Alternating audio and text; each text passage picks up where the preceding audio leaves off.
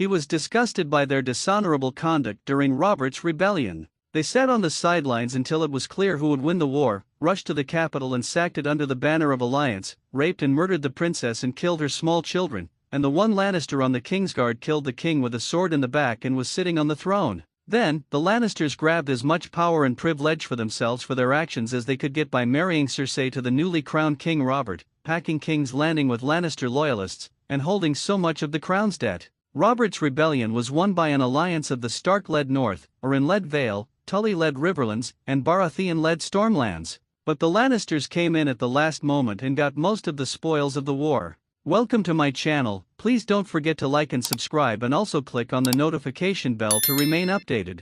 Then he suspects they're responsible for Bran's fall, which they were. He is led to believe they murdered Arryn, who was like a father to Ned, and learns that Cersei's kids are incest bastards. So, Ned sees many negatives in the Lannisters and no positives. He sees them as a power-hungry house with no honor, who are constantly scheming, and who will go as low as to break oaths and murder women and children to increase their power and status. Aerys was one Targaryen king. The Starks had kept good relations with many prior Targ kings, but the entire Lannister family seemed rotten. Only one Targaryen truly wronged Ned, and that was Aerys. Rhaella didn't do anything to him. Rhaegar in the end didn't do anything to him, at least. Ned doesn't seem to think of Rhaegar and Lyanna's elopement as personally damaging him. He doesn't think of Rhaegar with any sort of animosity. Viserys was a child, Dany wasn't even born yet, and Rhaegar's other two children were still very young. What had any of them done to Ned? Nothing. When Ned had animosity with Aerys, their two sides prosecuted a war in the open, and both sides lived, or died, with the results.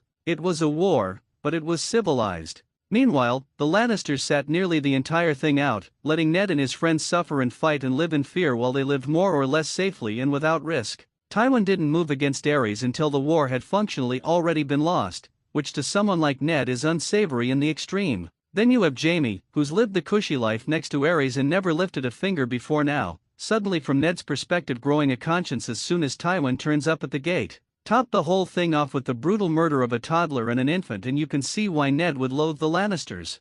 Thanks for watching. Please don't forget to like this video and drop comments, and most importantly don't forget to subscribe and hit the notification bell so you don't miss anything.